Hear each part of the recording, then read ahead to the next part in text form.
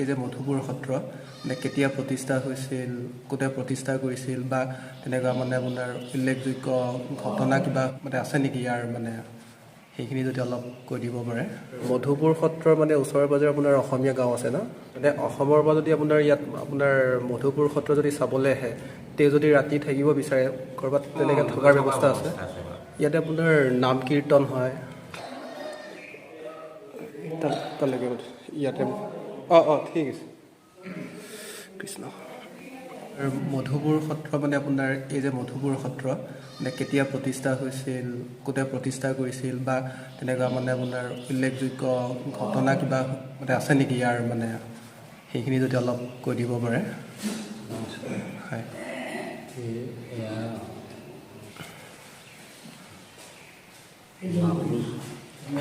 শ্ৰীমন্ত শংকৰদেৱৰ বৈকুণ্ঠগামী স্থান মহাৰাজ নৰনাৰায়ণ চিলাৰাই যেতিয়া কোচ ৰাজ্য শাসন কৰিছিলে, তেওঁলোকৰ ৰাজত্বকালত মহাপুৰুষ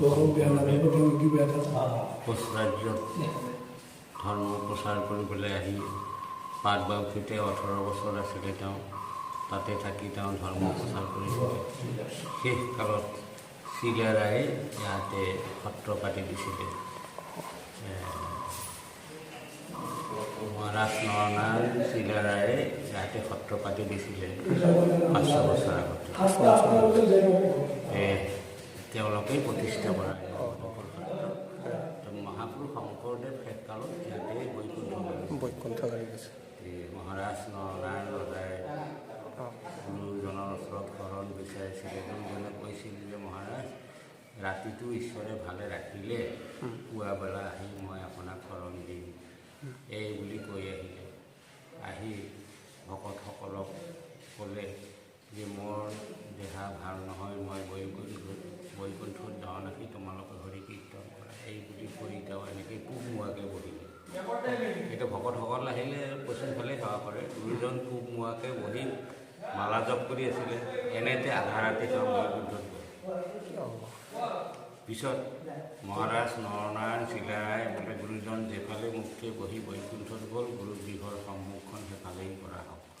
সেইকাৰণে সেইটো উদ্দেশ্যতে গুৰুগৃহটো পূব মোৱাকৈ বনায় আৰু সকলে আহি পশ্চিমফালে সেৱা কৰে।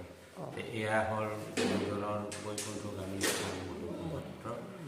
পিছত মহাপুৰুষ শংকৰদেৱৰ পবিত্ৰ দেশ ইয়াৰ পৰা 12 কিলোমিটাৰ আঁতৰত কাকতপুতা, তোলচা নদীৰ কিনাৰতে কাকতপুতা নামৰ এখন থান আছিলে। সেই তাতে গুৰুজনক খৰি দিছিলে। খৰি দিয়াৰ পিছত তেওঁ চিতাভস্ম বুলি এনেকুৱা পিতলৰ কলহত ভৰাই আনি এই গুৰুগৃহৰ মানে য'ত তেওঁৰ থকা বাহা আছিলে, মন্দিৰটো য'ত আছে এতিয়া বৰ্তমান, তাতে তেওঁৰ খেৰৰ আছিলে গুৰুগৃহটো। এই গুৰুগৃহৰ ভিতৰত সেই কলহটো ৰখা আছে। তাৰে ওপৰতে পিছত 1964 চনত এই মন্দিৰটো বনাইছিল। 1568 চনত। 1568 এইটো মন্দিৰটো 1568 চনত তেওঁ বৈকুণ্ঠগামী হৈছে মহাপুৰুষ। মন্দিৰটো নিৰ্মাণ কৰিছে 1964 চনত।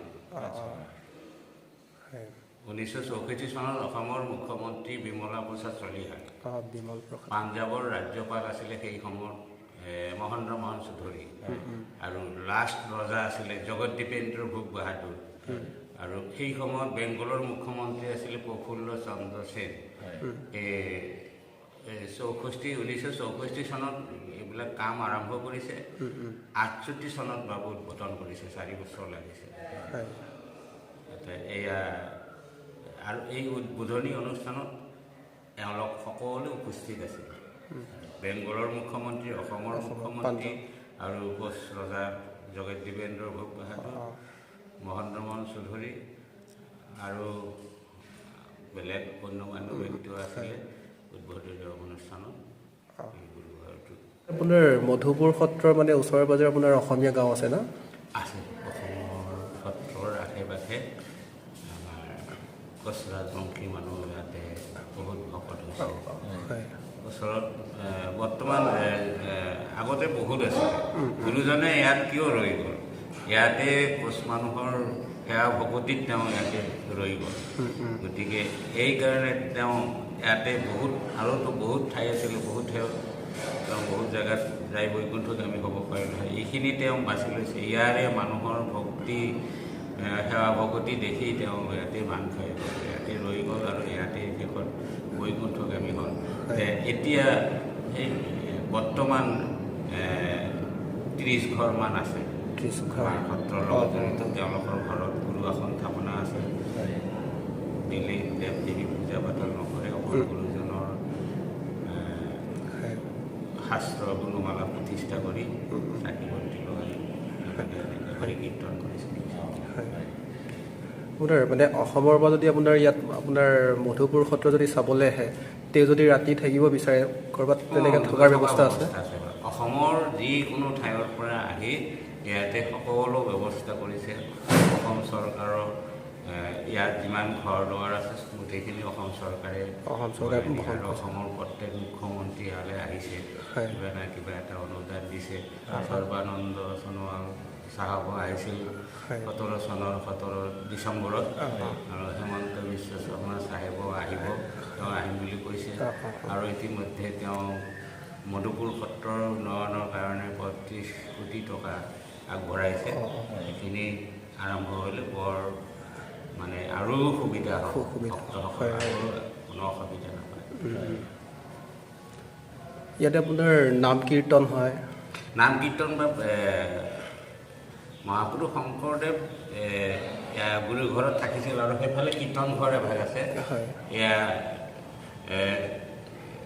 ছয়কুৰি ভকত আছিলে গুৰুজনৰ লগত ছয়কুৰি ভকতৰ সৈতে তেওঁ কীৰ্তন ঘৰ তাতে 14 প্ৰসংগ কৰিছিল 3 টাইম ৰাতিপুৱা 8টা মানত হয় আবেলি 3টাত হয় আকৌ 6টা বজাত সন্ধ্যা নৃত্য প্ৰসংগ হয় আকৌ আইসকলৰ নাম 4টা বজাত সদায় হয় আমাৰ 3 প্ৰসংগই 14 প্ৰসংগত আৰ্হিত কৰে আইসকলৰ নামো হয় সদায় 4 টাইম হয় আইসকলৰ নাম লৈ 4 টাইম প্ৰসংগ হয় আৰু প্ৰতি দেওবাৰ ভাগৱত পাঠ ওচৰৰ ভক্তসকল আহে অংশগ্ৰহণ কৰে ঠিক আছে